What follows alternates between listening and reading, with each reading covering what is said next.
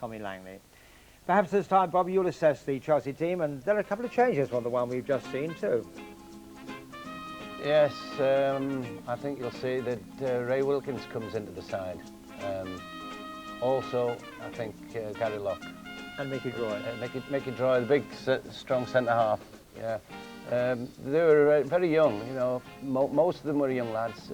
Peter Bonetti, the rest of them, all you know, fairly young lads. And that's what you expected when you saw a Chelsea outfit. Young and enthusiastic. The success had yet to come. Yeah. And Tommy, I'm sure you'll remember the Ipswich team and the strengths that you had to contend with there. As one of them, Mick Mills. Yeah, absolutely. They had a lot of experience in their side at this stage. I mean, the defence was very strong. Mick Mills, obviously, as we just said, but big Alan Hunter, I mean, he used to frighten the life out of centre forwards at that stage, and he was a big, strong guy, Irish lad. Russell Osman, just coming through the ranks, as same as myself at the time, similar age. Brian Talbot midfield, obviously went on to play for England, and Roger Osborne, who scored the goal in the cup final. And so there's some good experienced players. Paul Mariner, obviously, David Geddes, very young, and Eric Gates, a great little player, buzzing around at the back of the front too. So they're a good, strong side at that time. Well, on the morning of the game, Chelsea were 15th of the table, Ipswich a couple of places above them. Commentary again from Brian Moore. So Chelsea in the All Dark strip get us away, attacking the goal to our right. Ipswich today in a change strip of white shirts and black shorts.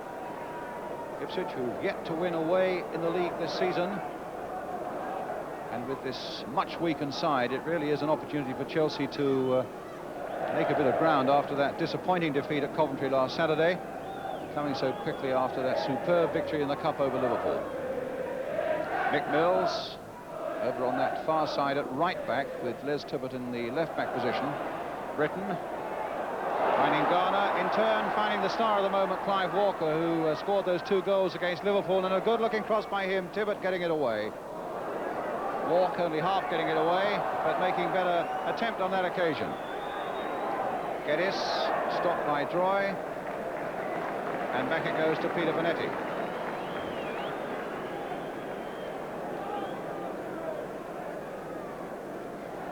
Ray Wilkins in midfield again. Talbot going for that one with Langley. Here's Talbot finding Geddes, and that's a Chelsea throw.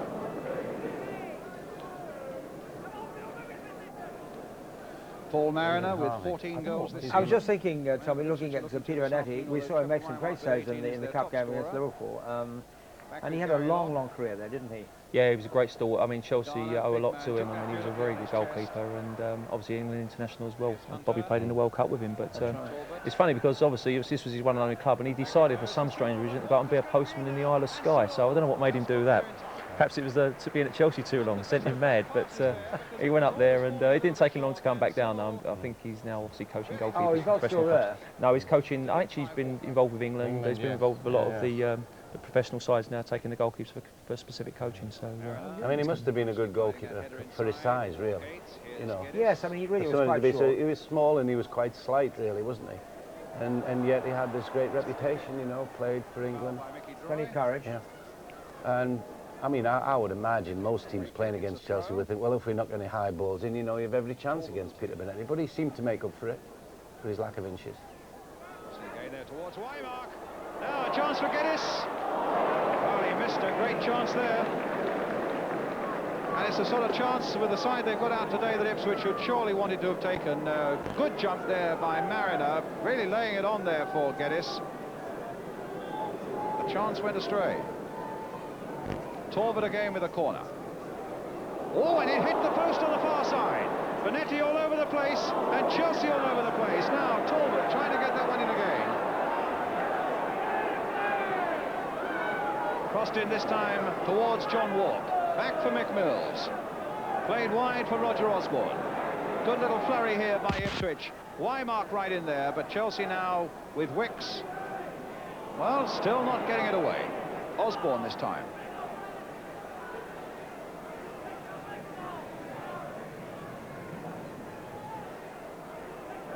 That long corner by Brian Talbot, completely deceiving Peter Bonetti and the Chelsea defence, hitting the post on the far side. Talbot, Tibbett, Talbot, Saltzman. Chip forward very delicately there. Geddes and Troy having no nonsense. But an Ipswich throw. Gates trying to turn his man. Locke.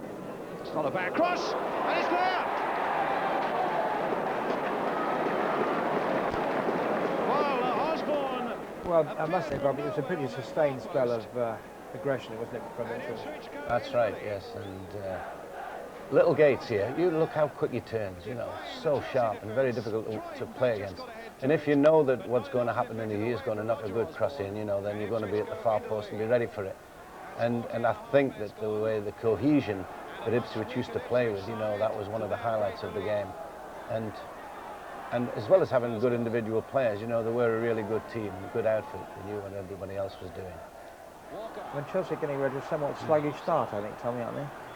Yeah, we don't look as sharp as we did in the Liverpool game, but no, going back to Eric Gates, I mean, it was a great ball in, and to chip Mickey Droy, who was 6'5" at the far post there, was just proves how good the ball was. But no, we looked quite sluggish. We're definitely not as sharp as we were, and I think it took us 2 half times to warm up today.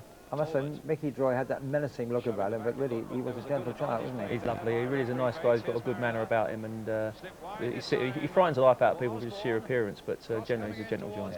Who got the head to it. And Walk was right in there, and Torber is right in there, and Chelsea still haven't got it away. Locke at the expense of a corner.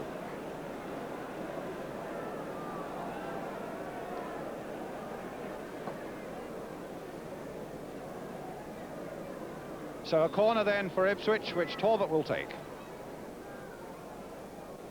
And that's a goal kick. So Chelsea go behind, and the 2 youngsters who've been scoring the goals for them need to do it again. Tommy Langley's one of them, and Clive Walker's the other.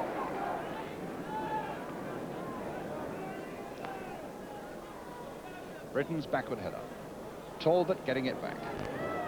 Wicks with his header. And Hunter with his. Mariner's touch. Osborne looking very lively and very effective at the moment at Ipswich. Talbot coming in there quickly. Mariner linking well. No, that won't work. It's Wilkins for Swain. Chelsea crowd getting just a little restless, wanting to see something a little more positive from their side. Here's Langley. Garner's gone into the middle. Swain is coming up to support. Oh, you get to the byline. And Sybil stretching to Gallowell.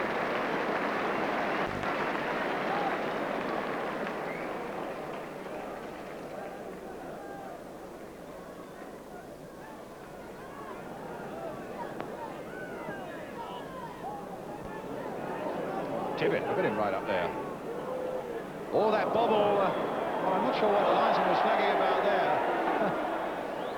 It's a terrible bobble, just as Wicks was about to clear it, and he fell right into Mariner's path.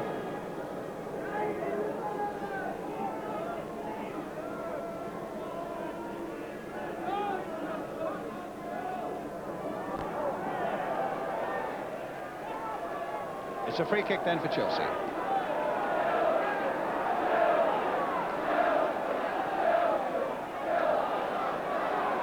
Langley. Swain. Walker on this side for the first time. And Sybil punching it away. And Swain putting it back in. That's the equaliser. Reward for perseverance by Kenny Swain there, I think, Tommy, don't you?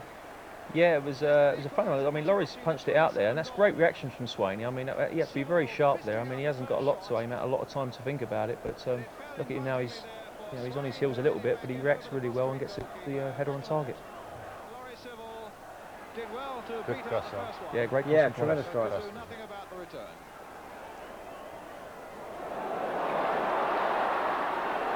So Wilkins now, and Hunter playing it back. Oh, and he did stop it. Yeah, no, he didn't. It's a corner. I thought Laurie Sybil had stopped that from going over, but the linesman and referee between them decided that's a Chelsea corner.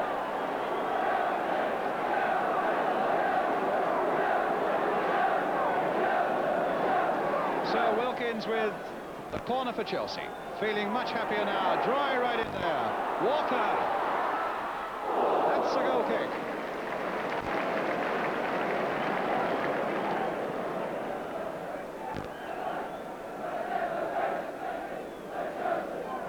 Walker okay.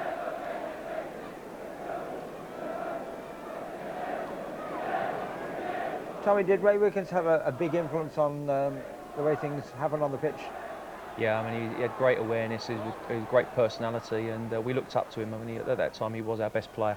And again, we grew up with him, so it was nice to see him going on to greater things. But no, we relied a lot on what he did on the pitch for us, and I did personally, because I was quite mobile up front, and with Ray's vision, it was great that he'd see balls that other people perhaps wouldn't see, and play me in. Did he talk a lot on the field, right? Yeah, he was a good talker. He was a good motivator, full stop. I mean, we had a lot of respect for him, but then again, he was one of the boys, and but he had that air of greatness about him. He turned out to be a very exceptional footballer, obviously. And of course, he joined United too, Bobby. Yes, he went to United after this. It's the ball forward now for Maris. And how do you rate later than me? Ray Wilkins had a really good ability. I mean, good awareness, good passer of the ball, a good long passer of the ball. Was always criticised for actually playing a lot of square balls, and undisciplined balls. But I don't know. I think the older he got, the better he got at it. Like John Walk. Yeah. Well, John Walk, we've seen him hammer one in there. We've seen him on this programme many times knocking balls in the back of the net. He said he just. And I think he might still be under contract to Ipswich. He's still playing. Apparently, he's into the playoffs. Yeah. Still playing. That's an amazing length of career, isn't it, Tommy? Full credit to him. He's obviously looked after himself during his career, and obviously a bit fortunate perhaps with injuries and such like. But no, it's a great credit to be going at he must be 40, 41 years old, and to be in the playoffs is no mean feat. I think he's only playing occasionally now, but it's a mark of him, isn't it, that after all these years they can still rely on him and they still think he's worthy of a contract to go out And he has that kind of enthusiasm, but he still wants to do it. Yeah. But he was brave, good in the air, but always scored important goals too, even late on in his career. Bobby Robson on the right of the picture.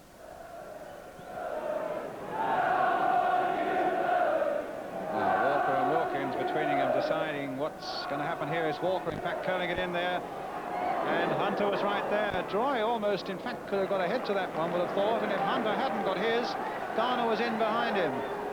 But it's a corner instead for Chelsea. Short one. Here's Walker. Curled in once more. Langley dinking it back again. Droy with a header. And Chelsea couldn't force that one home. And here come Ipswich again. Through Tibbett. Here's Droy. Wicks. The big defenders went up and they stayed up. Here's Locke. Well, they can stay up there still. Garner calling for it. It'll be Garner who goes for it. Oh, and he leapt well there, Civil, to get that one off Garner's head. Something to be only 5'9" for a goalkeeper, but if your spring is a good one, you make up for those inches, as Civil did there against Bill Garner. Wilkins. As the whistle goes for half-time, and Chelsea a goal down. A goal by Roger Osborne after 14 minutes, and one by John Walker after 30. So Ipswich then with the first half advantage, and Chelsea with a real job on their hands, but a lot more goals to come after the break. Harris. Civil's got a lead for this one. Langley with a chance.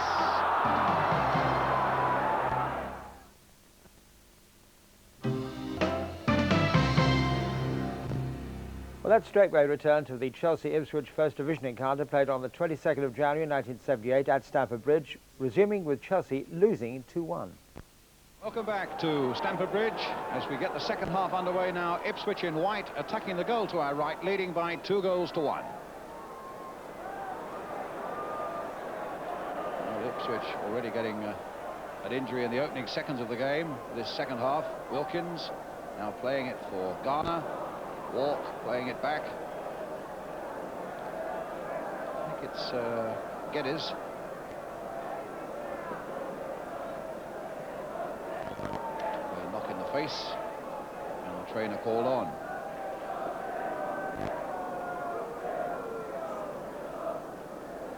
David Geddes needing a little bit of attention there.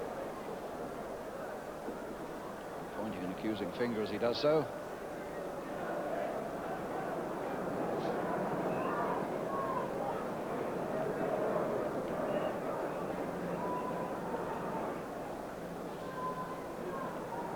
Cyril Lee there busying himself on the right of the picture, as you can see.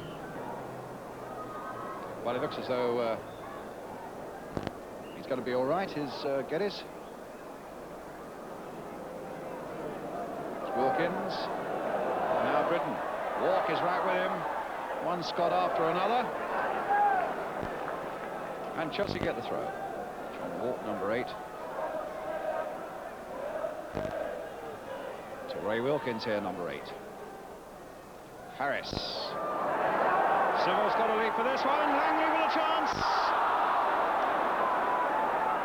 Well, Sybil, his lack of inches maybe showed a little bit there. He was always stretching there to get a good firm punch on that one, which he couldn't quite do.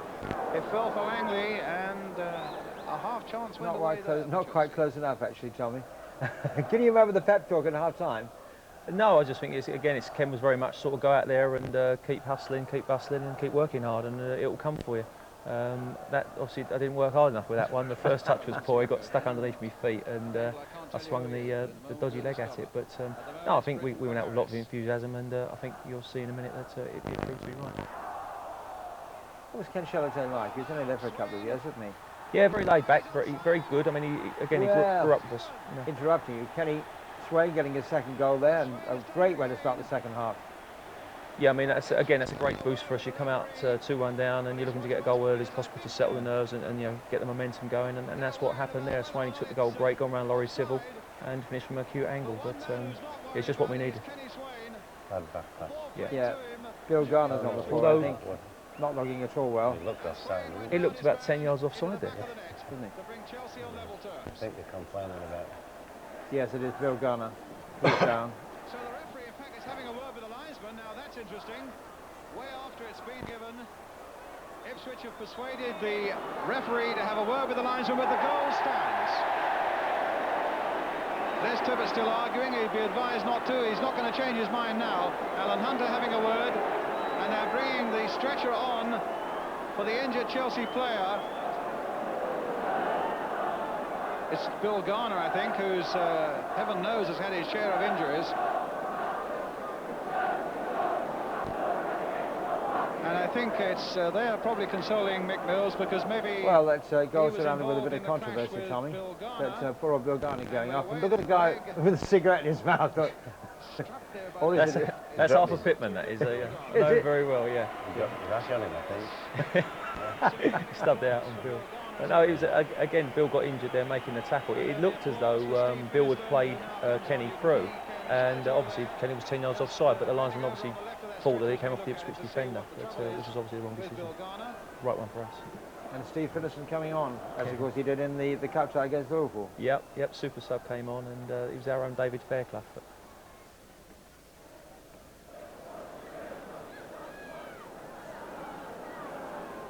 Walk. Talbot.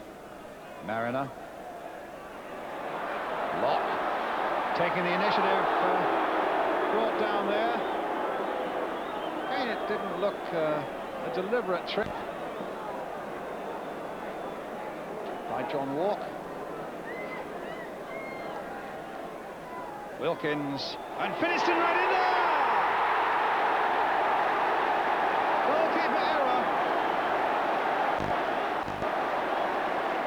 Case of deja vu, I suppose, isn't it? Exactly the same thing as he did in the cup tie. Came on as a substitute and into the net. Yeah, caught napping, as you would say, wasn't it? He was caught napping, really. Yeah. Just, you know, quick free kick, off it goes, and somebody's lost the marker. Finiston's lost his marker, and I mean, look at the 3 white shirts there, and he's stolen a couple of yards off all of them.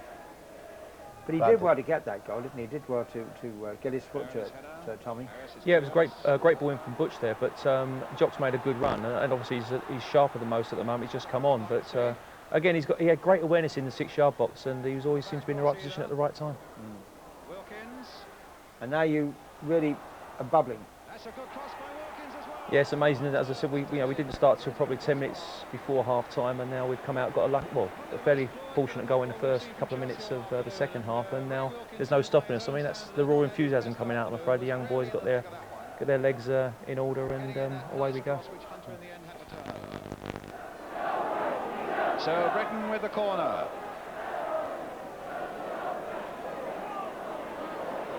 Wilkins. Swain. Wicks with his header. Just over.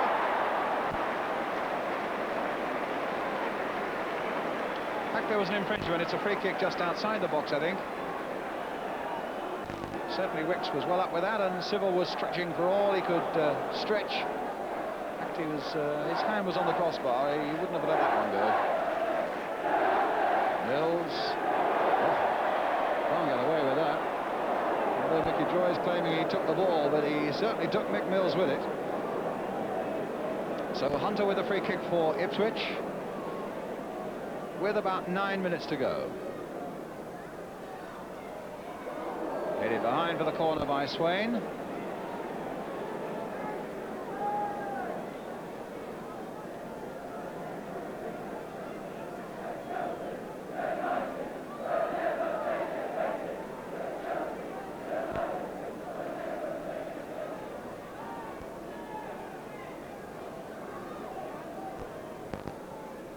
Talbot waiting.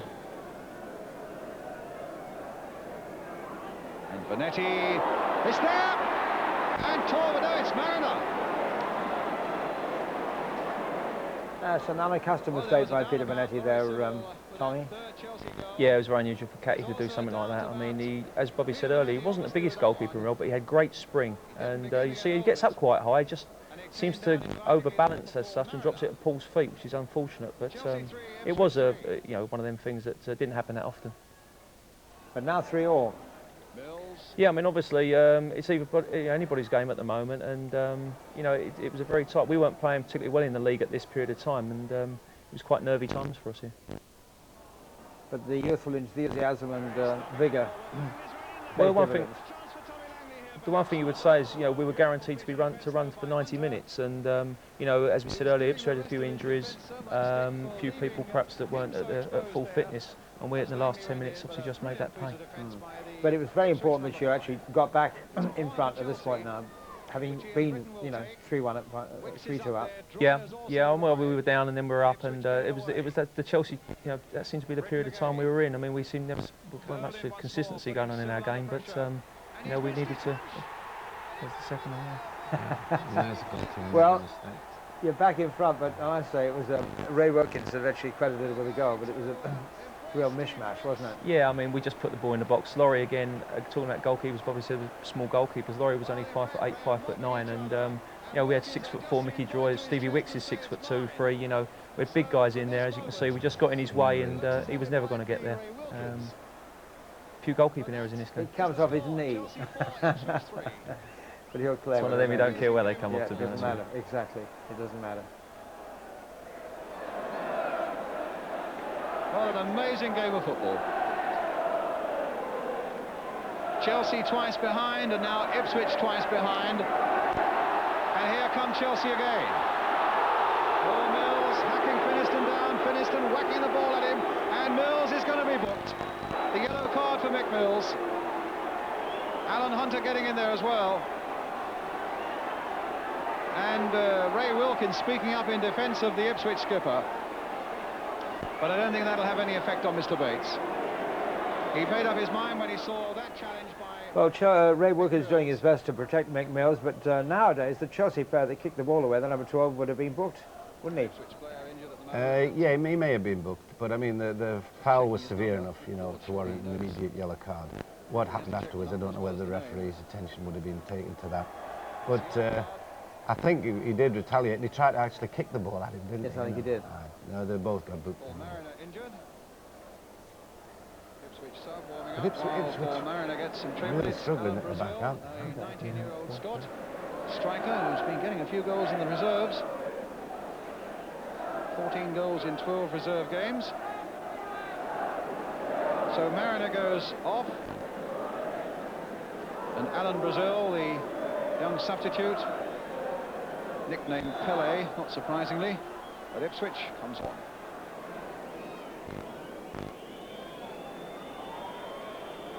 Joy couldn't get to that one. Oh, he's onside, Langley. But he could only just have been onside. And that's another one. Goal number 5. Tommy Langley, the scorer. Well, that's brought a smile on your face, Tommy. Well, after the last 2 misses, I had to do something right. But no, it was a great ball through, and that's got on the end of it. And again, Laurie came out. I think Wixie hit the ball through.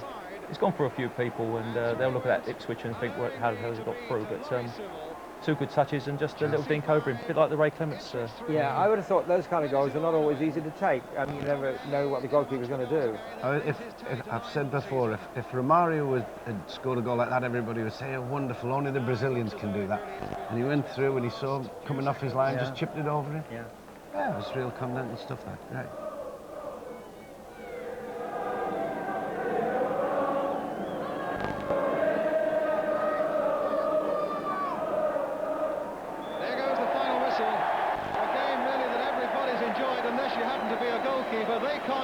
Hit them. Laurie Civil beaten 5 times by Chelsea. Peter Bonetti beaten 3 times by Ipswich.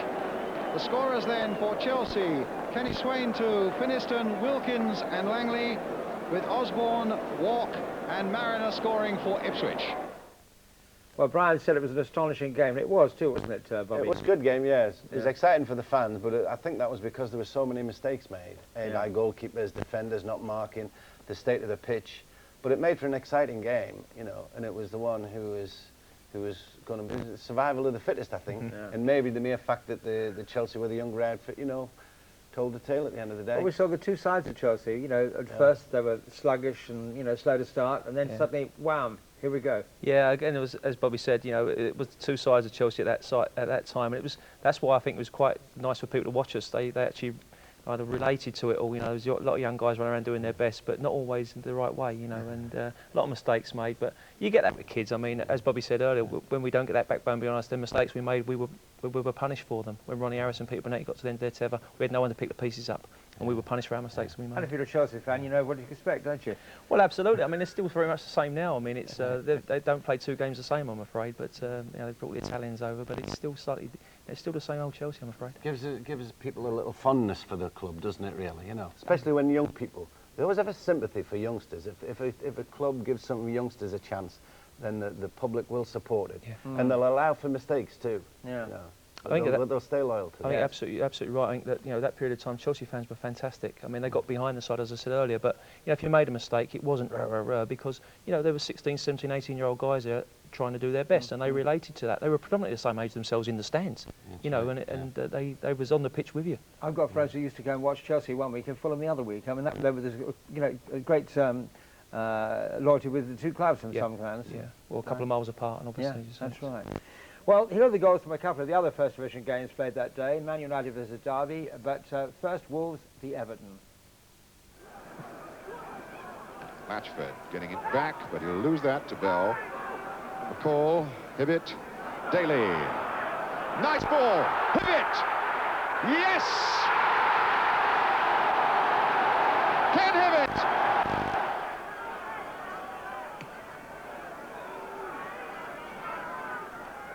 Good challenge by Kenyon. Carr losing to Ross. And Morris Daly gets there. Steve Daly. Willie Carr. Oh, super stuff, and hit it! 2-0. Stopped by McCall. A bit in. That'll break down now for Daly. Is it number 3? Yes, it is. 3-0.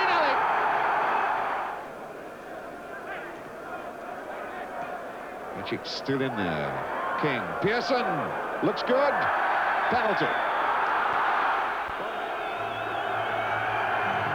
Yes. 3-1. Huffle running at Buckley. He's past Daniel. Still has Buckley to beat. He's got 2 in the middle. One is Pearson. And Langan it was who clear. Good work there by Coppell, and now he has another chance. And Hill! Daly. Deflection, gives it to Hill. Pearson. And a good save by Middleton. Macari is asking for a penalty, and the referee says yes indeed. And a chance for Gordon Hill to get his second goal of the game.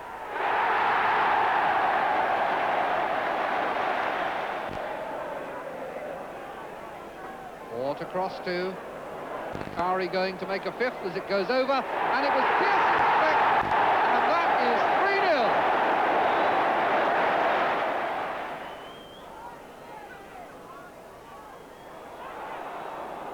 Now can it come here? And can Martin Buchan score it? Yes, he can!